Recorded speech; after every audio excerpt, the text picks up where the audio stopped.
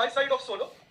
Supply side was that I will have a production function f of k and L, and then I told you that let this be a linearly homogeneous function, and then I said let lambda be equal to 1 by L, and then we got something like y by L as a function of k by L. Remember? It will become like this if I divide throughout by L. So this L and L gets cancelled, I'm left with a 1, and I'm left with a function of k by L. So I have a y by L as a function of k by L.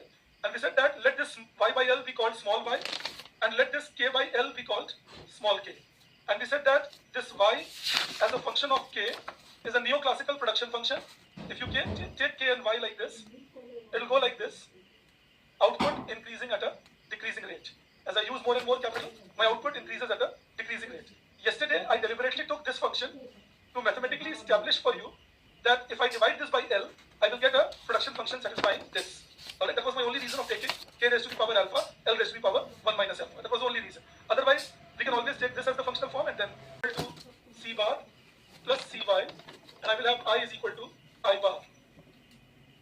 And we said that means in equilibrium, y should be equal to AD, which implies y is equal to C bar plus Cy plus I bar.